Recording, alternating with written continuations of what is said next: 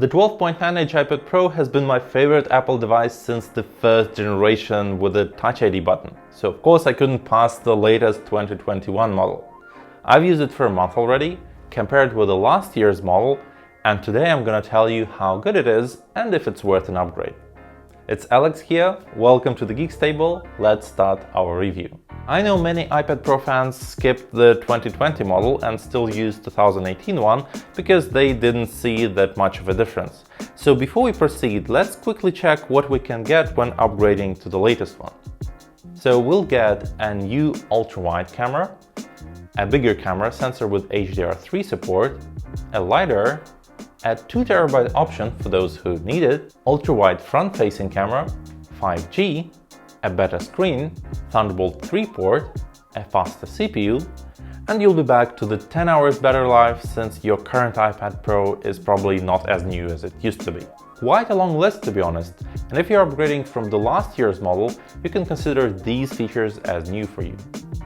Okay, let's say I'm totally a content consumer, an average user. I don't care about any Pro stuff, but I want the biggest iPad possible. So this is what I get. A new screen that Apple calls Pro XDR display. It uses mini LED technology that allows you to control the brightness of smaller zones of pixels. But why is it important? Well, we all love OLED screens with the clear blacks because there we can control the brightness of each pixel individually. So once we get a black color, that pixel's brightness goes down to the zero and we get that pure black. So with the mini LED technology, we can still have a non-OLED screen, but with clear blacks. And also we get an increased brightness with a better HDR performance. So if I plan to watch a lot of HDR content and I need a brighter screen, then I would buy this tablet. But aside of those three things, the image is pretty much similar. Well, a bit brighter, but not dramatically. In terms of audio, both iPads use a stereo system of 4 speakers that track if you use it in portrait or landscape mode. Both are of a great quality and more than enough to enjoy a movie. The new iPad Pro promises the same 10 hours battery life, so I decided to repeat my test that I did for the other iPad review. Both iPads were charged to 100%, the brightness turned to its maximum, and I just started the YouTube playing. As you can see, the older iPad Pro was far behind.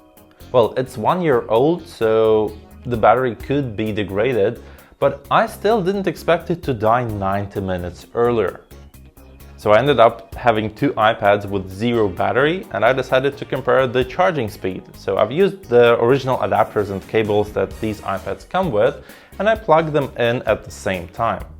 The latest iPad comes with a 20-watt charger and the previous one with an 18-watt. The process was going at the relatively same speed, but the new iPad Pro needed 25 minutes more to reach 100%. I guess it's because of the screen being on its maximum brightness. Another consumer thing that you might enjoy is the central stage. The new iPad Pro has an ultra-wide front-facing camera, and when you do a video call, it can track your face and keep you always in the frame. When you're on a call and doing your stuff from a distance, it works amazing. Once you get close, it will zoom in, and if another face appears, then it will conveniently zoom out. In general, it's cool, but I've noticed that most of the time it kept showing just my face, though I'd prefer a more traditional view with the shoulders. And since we don't have any control on that, I prefer to keep this setting off, well, till it improves. But if you want, you can keep it on for some apps and off for the others. Whether you upgrade from the 2018 or 2020 model, you might need a new case for the iPad Pro because it got thicker thanks to the new screen. I tried the new model with the older case and even with the latest Logitech keyboard, but never had a perfect fit. Now let's move to the professional side, and here things become more tricky. Because this device and this device as well, they are capable of so many things. But whenever I try to put all my professional flow to be entirely on an iPad, I simply cannot do that. I would always bump into some limitations here and there, and that's quite upsetting. So first is the audio. Let's say you're doing a podcast and you need a recording device. It may sound funny, but you can use an iPad Pro for that. And actually, 2021 model has a slightly better microphone that can catch me even if I'm not too close to the iPad itself. Here's an example of the two models compared. This is the test of the microphone of the iPad, and I'm just speaking with a window open, and you may hear some birds singing or cars passing by. And I'm pretty close to the iPad, so I expect the volume to be okay.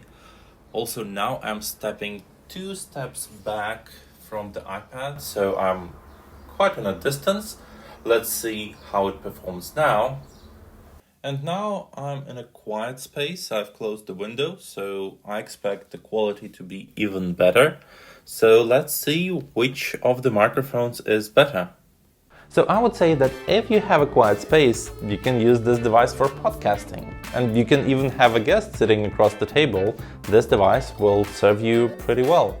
If you wish to connect an external USB microphone, you can use a USB-C adapter and it will work as a charm. You can even connect the headphones to monitor your voice and they will also work. But this combination won't work for online calls because then the output would go through the main speakers.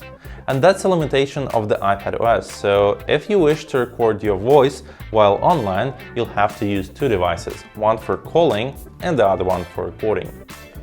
Now let's imagine that I'm a special person. I like to shoot photos and videos on an iPad Pro.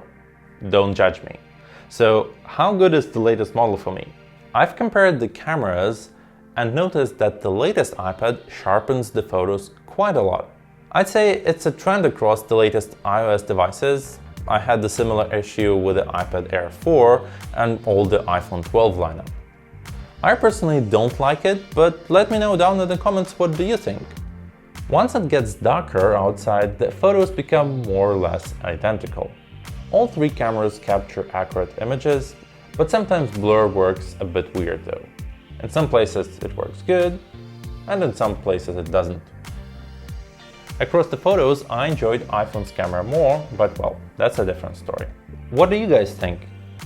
If you'd have a 2020 iPad Pro, would it be reasonable to upgrade to the latest one? I don't think we'd care about the quality that much when shooting on a tablet, to be honest.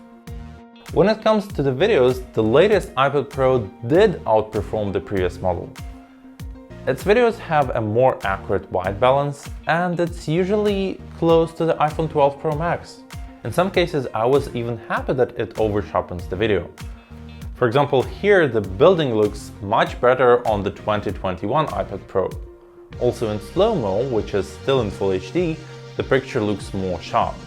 I don't use this mode quite often, but it's nice to see some improvements there. The stability of the videos also got improved, and the picture is less shaky. However, if you look at it a bit more careful, you'll see the artifacts, especially on ultra-wide camera. And once you see it, well, you cannot unsee it. So do mind cropping your footage before using it in production. In the evening, the latest iPad Pro provides a less noisy image. Well, thanks to the bigger sensor and the latest software. And in general, I do like the night video from the 2021 iPad Pro much more. Honestly, I never use an iPad's camera outdoors, did it just for you guys, but there are fans of iPad cameras and they deserve a good tool to have. If we compare the camera settings, we'll notice that 2021 model got a bit more settings. And if you're curious, I have a separate video describing every setting of the camera app. Feel free to check it out to improve your shooting experience. When Apple announced its new screen in the iPad Pro, my first thought was, can I use it for photo and video editing, please? So let's see if it's good enough. The screen gives you a brighter image and clear blacks, so if you edit night photos or portraits with a black background, you'll be amazed with the picture quality. All the colors look much more vibrant and juicy, but here's the thing. Most of the photos are bright, so when dealing with them, I won't get much of an improvement. So I could easily stay on 2020 model and edit those photos with no change in quality. I prefer grading my videos on DaVinci Resolve, but if I'm on the go, I use the best iPadOS app for color grading, and it's called LUT Editor. Hit a like if you didn't know about it. And in this case, I also don't see a huge leap in the screen quality. So again, you'll benefit if you're editing a video with a lot of blacks in it. Then it will be just a joy editing such a scene. But otherwise, nothing special. For making videos, I use LumaFusion, of course, and here we have no surprise in the performance. Well, we have one. The rendering speed is identical to the previous iPad Pro. So even though the latest iPad Pro has M1, a desktop class CPU if you will, don't think that you'll get a huge leap in the performance. A12Z Bionic is still a great CPU to work with. I've also tested the latest iPad in the sidecar mode when it can be an external display to your Mac, and no joke, it's really cool to move your photo to the gorgeous iPad screen and have all your controls left on the notebook. However, this mode may be useless if you work with the HDR, because Sidecar cannot transmit HDR to your iPad. So all you're getting is a standard dynamic range image. So the final question, should you buy the latest 12.9-inch iPad Pro? The new iPad Pro is, to me, quite an incremental upgrade and not a must-have. So if you have a 2020 model or 2018 model, you won't have a huge leap forward and it will not change your workflow.